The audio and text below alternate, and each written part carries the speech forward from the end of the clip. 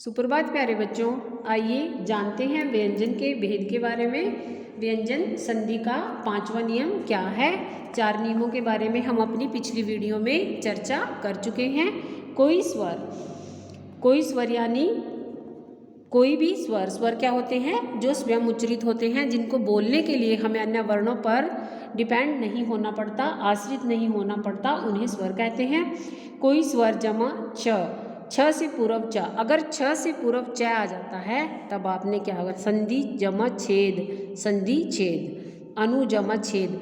ठीक है, अगर छ से पहले च आता है तो च है उसकी वैल्यू हाफ रह जाती है और वह हाफ उसमें आ जाता है, अनुच्छेद। अब है हर्षव स्वर। हर्षव स्वर क्या होता है, जिनकी अ ई उ री, जिनके उच्चारण में सबसे कम समय लगता है।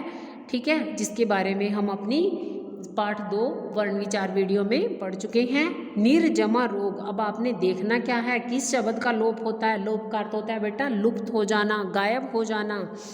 किसको बोलते हैं, लुप्त हो जाना या गायब हो जाना, जिस वर्ण को जो वर्ण नजर नहीं आता। निर्जमा रोग, अब आप देखो, नीर यहाँ से मात्रा छोटी की है, र जमा र, ठीक है, जमा ई, रै का लोप, निरोग। ठीक है, एक रै हमारे पास यहाँ था, एक यहाँ था, इसका लोप किया और ये हमने निर्जमा रोग को क्या बना दिया, निरोग।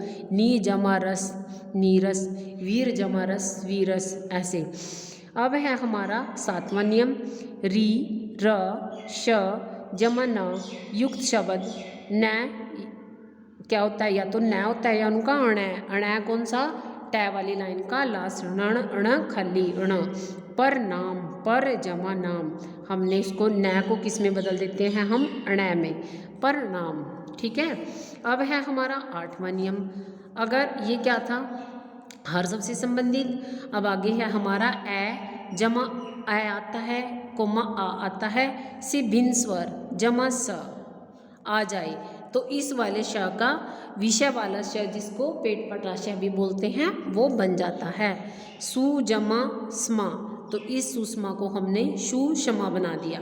अभी जमा सेक, अगर ए आता है, आ आता है, से बिन स्वर यानी कोई अलग स्वर आ जाता है। देखो ए भी नहीं आया इसमें, ना इसमें आ आया, तो हमने क्या किया, हमने इसको बना दिया स। इस स को हमने जो विषय वाला श होता है, ठीक है, उसमें बदल दिया। अब है व्यंजन संधि का विच्छेद करना। ये आपको मैंने वीडियो के माध्यम से समझा दिया है, इसकी आपने घर पे प्रैक्टिस करनी है और अभ्यास करना है। अब हम देखते हैं व्यंजन संधि, विसर्ग संधि के बारे में अब चर्चा करते हैं। व्यंजन संधि हमारी पूरी हो चुकी है, आपने बुक में एक्सरसाइज स्वयं करनी है। आइए देखते हैं विसर्ग संधि। विसर्ग संधि में क्या है, विसर्ग के साथ स्वर या व्यंजन के मेल से जो विकार उत्पन्न होता है। ठीक है, विसर्ग के साथ या तो स्वर आता है या तो व्यंजन आता है, उनके मेल से जो विकार या जो टकराव उत्पन्न होता है उसे विसर्ग संधि कहते हैं। जैसे मन है जमा योग मनो, और इसमें बेटा क्या होता है, ओ बन जाता है। मन है जमा योग मनोयोग, निर्जमा आशा निराशा।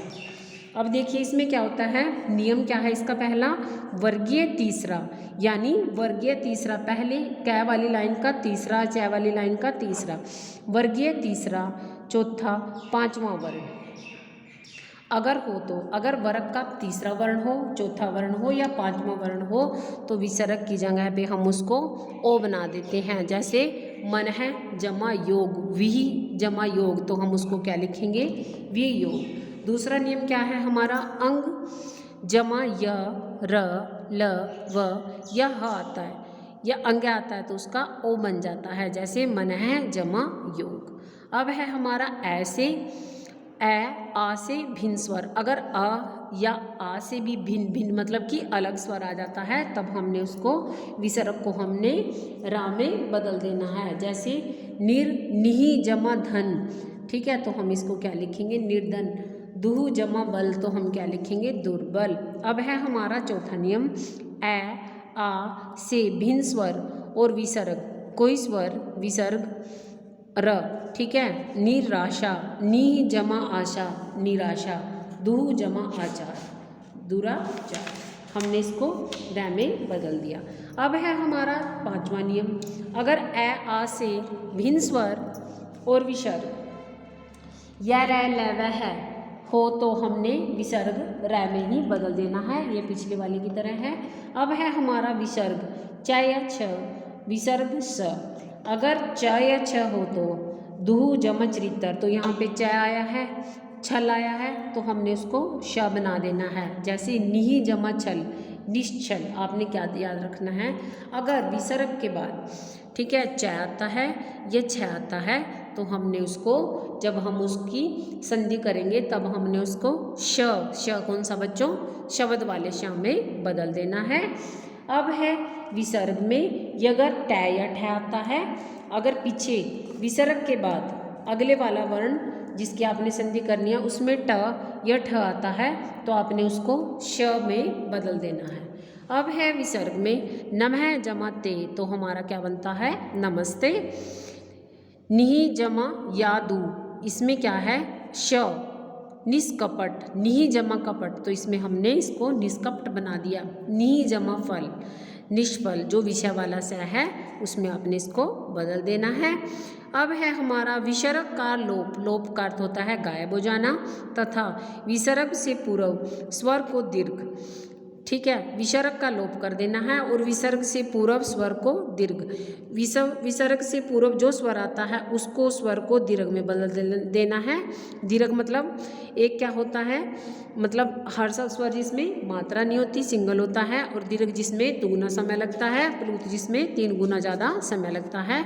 निह जमा रोग, तो हम क्या लिखेंगे निरोग। अब है संधि विच्छेद करना, तो आप यह खुद करेंगे, घर पर रहें, सुरक्षित रहें और साथ के साथ अपना कक्षा कार्य जो निरंतर वीडियो आपके पास जा रही हैं उनको प्रतिदिन करें, घर पर रहें, सुरक्षित रहें। धन्यवाद प्यारे बच्चों।